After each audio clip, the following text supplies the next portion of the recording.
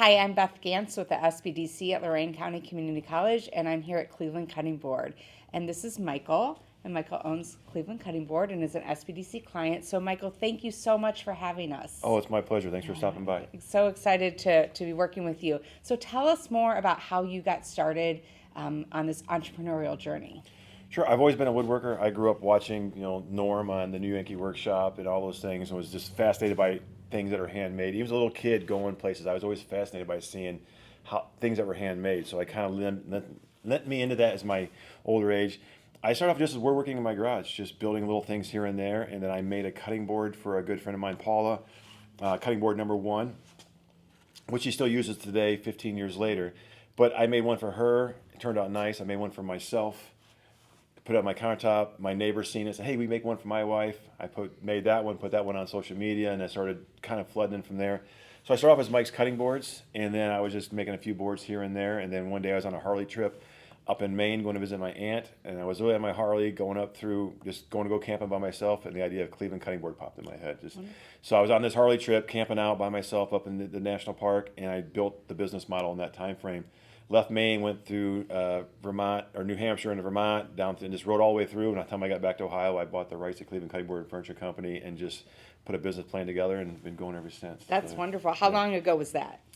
So 2011, 12 was when I started. The first cutting board, I think Cleveland Cutting Board started officially in 13, but it was a few years before that. I was Mike's Cutting Boards, I was Linden Street Garage, and then just evolved into Cleveland Cutting Board. And then a good business name, that's one thing I would give a lot of new business entrepreneurs, is you need to have a good name. Okay. Definitely. Right. So how did you find the SBDC and what prompted you to contact us? So there's different aspects of business. There's the actual doing the work business, and then there's the business side, which is where I was struggling with. And it was trying to get the loan to buy the building. There's a ton of paperwork, and I was really confused. And I thought there's got to be something out there. So that's how I came across your website.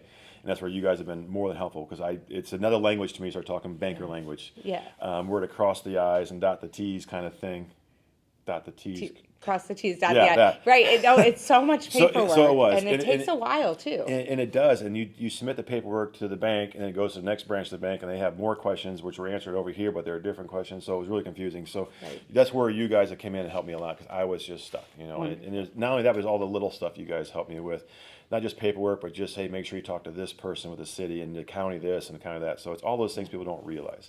It's a big step going from, I was in a 400 square foot shop in my backyard to 1,600 square foot business, with an actual brick and mortar building. So it's a lot involved with it. So you guys have been great help with that. Well, good. I'm so glad we could help you and move into this larger space. Yes. And I know you have a lot of plans for other things with this space as well. It's a really large building. You're seeing a portion of this in the video. But you're seeing all of its fabulous pieces as well. Yeah, so we'll be doing another video in the spring, hopefully, with their other addition to the building. Yeah. Okay. So what are some things that you've encountered along the way that have been, maybe didn't expect it on your entrepreneurial journey, or some other pieces of advice you could give people? Well, the first thing I can say is the first step to being a success is making a second effort. If you think you're going to get off work and go home and just sit in the couch and make a business, it's not. You have to eat, sleep, and breathe the business.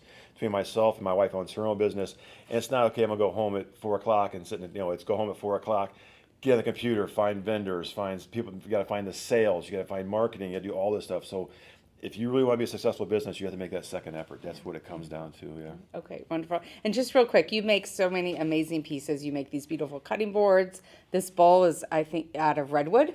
So this is California redwood burl. So basically a burl is a knot. If you see those knots inside a tree, it's something traumatic happened to the tree caused the burl.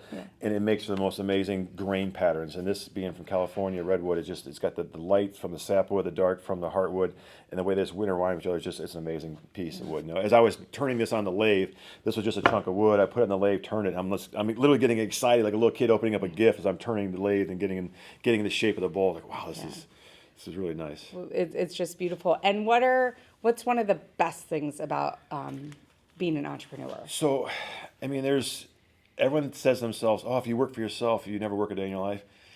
You don't mind working every day. That's what it comes down. You still work. In fact, I have a good friend of mine who works at a factory. I go, how do you go to work for a factory every day? He goes, because I don't want to think about nothing. I want to go to work and come home and be done with it. Where I'm not that person. I want to create and grow and stuff like that. So and there's definitely the challenges, but it's really rewarding.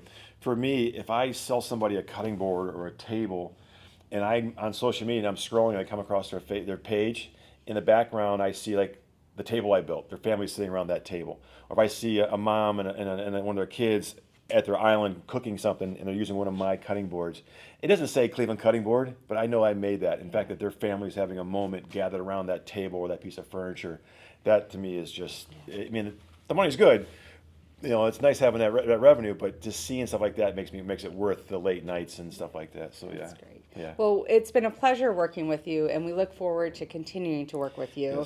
Yes. You have some exciting new things coming up in the Yes. next year, so we look forward to watching that journey. And thank you so much for having us, and thank you for trusting the SBDC to help you along your entrepreneurial Yeah, journey. I recommend to anyone who's getting started, whether you're 20 or 50, like I am, 52, it's not too late. You know, people say, "Oh, I can't do this because that's past my prime." No, it's not too late. Yeah. You're gonna wake up. Say it takes 3 years to get started. 3 years now, you're gonna wake up and go, "I wish I had done that." It's my biggest fear in life is I don't want to do anything where I said, "I wish I had done that." I rather try it and fail, knowing okay, I tried it and stuff like that. So there's a lot to learn from business.